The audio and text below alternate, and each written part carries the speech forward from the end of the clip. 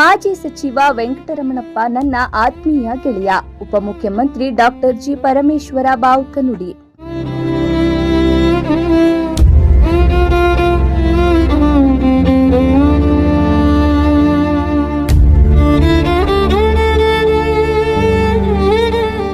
ಇತ್ತೀಚೆಗೆ ನಿಧನರಾದ ಹಿರಿಯ ನಾಯಕರು ಹಾಗೂ ಮಾಜಿ ಸಚಿವರಾದ ವೆಂಕಟರಮಣಪ್ಪರವರ ವೈಕುಂಠ ಸಮಾರಾಧನೆ ಕಾರ್ಯಕ್ರಮದಲ್ಲಿ ಉಪಮುಖ್ಯಮಂತ್ರಿಗಳಾದ ಡಾಕ್ಟರ್ ಜಿ ಪರಮೇಶ್ವರ ಅವರು ಹನುಮಂತನಹಳ್ಳಿಯ ತೋಟದ ಮನೆಗೆ ಭೇಟಿ ಕೊಟ್ಟು ಮೃತರ ಭಾವಚಿತ್ರಕ್ಕೆ ಪುಷ್ಪ ನಮನ ಸಲ್ಲಿಸಿ ಗೌರವ ಅರ್ಪಿಸಿದರು.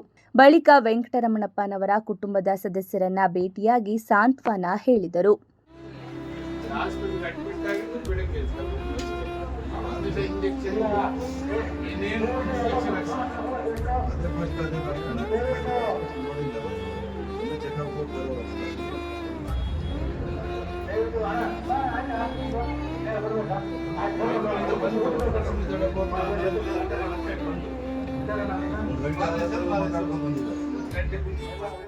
ನಂತರ ಪಟ್ಟಣದ ಪ್ರವಾಸಿ ಮಂದಿರದಲ್ಲಿ ಪತ್ರಿಕಾಗೋಷ್ಠಿಯಲ್ಲಿ ಮಾತನಾಡಿದ ಅವರು, ವೆಂಕಟರಮಣಪ್ಪನವರು ನನ್ನ ಆತ್ಮೀಯ ಗೆಳೆಯರಾಗಿದ್ದರು. ಅವರು ನನ್ನೊಂದಿಗೆ ಶಾಸಕರಾಗಿ ಹಾಗೂ ಸಚಿವರಾಗಿ ಒಟ್ಟಿಗೆ ಕೆಲಸ ಮಾಡಿದ್ದರು. ಅವರ ಸರಳತೆ, ಪ್ರಾಮಾಣಿಕತೆ ಮತ್ತು ಜನಪರ ಕಾಳಜಿ ನಮ್ಮಿಬ್ಬರ ನಡುವಿನ ಸ್ನೇಹವನ್ನ ಮತ್ತಷ್ಟು ಗಟ್ಟಿಯಾಗಿಸಿತ್ತು. ಅವರು ನಿಧನರಾದ ದಿನ ಕೆಲವು ಅನಿವಾರ್ಯ ಕಾರಣಾಂತರಗಳಿಂದ ನನಗೆ ಬರಲು ಸಾಧ್ಯವಾಗಿರಲಿಲ್ಲ.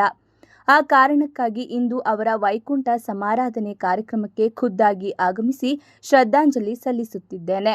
ಅವರ ಅಗಲಿಕೆ ಕೇವಲ ಪಾವಗಡ ಕ್ಷೇತ್ರಕ್ಕಷ್ಟೇ ಅಲ್ಲ, ಇಡೀ ಜಿಲ್ಲೆ ಹಾಗೂ ರಾಜ್ಯ ರಾಜಕಾರಣಕ್ಕೆ ತುಂಬಲಾರದ ನಷ್ಟ. ಸದಾ ಜನಸಾಮಾನ್ಯರ ಧ್ವನಿಯಾಗಿ ಕೆಲಸ ಮಾಡುತ್ತಿದ್ದ ಒಬ್ಬ ಶ್ರೇಷ್ಠ ಮುತ್ಸದ್ದಿ ನಾಯಕನನ್ನ ನಾವು ಕಳೆದುಕೊಂಡಿದ್ದೇವೆ ಎಂದು ತಿಳಿಸಿದರು. ಬಂದಿರತಕ್ಕಂಥದ್ದು ನನ್ನ ಆತ್ಮೀಯ ಸ್ನೇಹಿತ, ನಮ್ಮ ಜೊತೆಯಲ್ಲಿ ಶಾಸಕನಾಗಿ ಸಚಿವನಾಗಿ ಕೆಲಸ ಮಾಡಿ ಈ ಭಾಗದಲ್ಲಿ ಜನಮನ್ನಣೆಯನ್ನು ಗಳಿಸಿದಂಥ ಮಾನ್ಯ ಶ್ರೀ ವೆಂಕಟರಮಣಪ್ಪನವರು ವಾರದ ಹಿಂದೆ ತೀರ್ಕೊಂಡ್ರು. ಅವತ್ತು ನಾನು ಬರೋದಕ್ಕೆ ಸಾಧ್ಯ ಆಗಿರಲಿಲ್ಲ. ನಮಗೆ CLP ಸಭೆ ಇತ್ತು ಮತ್ತು ಬೇರೆ ಬೇರೆ ಬೆಳವಣಿಗೆಗಳು ನಡೀತಾ ಇದ್ದ ಕಾರಣಕ್ಕೆ ಬರಲಿಲ್ಲ. ಇವತ್ತು ನಾನು ಅವರ ದಿವಸ ಇದ್ದದಕ್ಕೋಸ್ಕರ ನಾನು ಬಂದಿದ್ದೇನೆ. ನನ್ನ ಗೌರವ ಸಮರ್ಪಣೆ ಮಾಡಬೇಕು ಅಂತ ಬಂದಿದ್ದೇನೆ. ಪಾವಗಡ ತಾಲೂಕಿನ ಪ್ರಮುಖ ಮೂಲಸೌಕರ್ಯ ಯೋಜನೆಗಳ ಕುರಿತು ಪತ್ರಕರ್ತರು ಕೇಳಿದ ಪ್ರಶ್ನೆಗಳಿಗೆ ಉತ್ತರಿಸಿದ ಡಾಕ್ಟರ್ ಜಿ ಪರಮೇಶ್ವರ್ ಅವರು, ಪಾವಗಡದ ರೈಲ್ವೆ ನಿಲ್ದಾಣದ ಕಾಮಗಾರಿಗಳು ಬಹುತೇಕ ಮುಕ್ತಾಯದ ಹಂತ ತಲುಪಿದ್ದು, ಇನ್ನೇನು ಕೆಲವೇ ದಿನಗಳಲ್ಲಿ ರೈಲ್ವೆ ಸ್ಟೇಷನ್ ಉದ್ಘಾಟನೆಗೊಳ್ಳಲಿದೆ.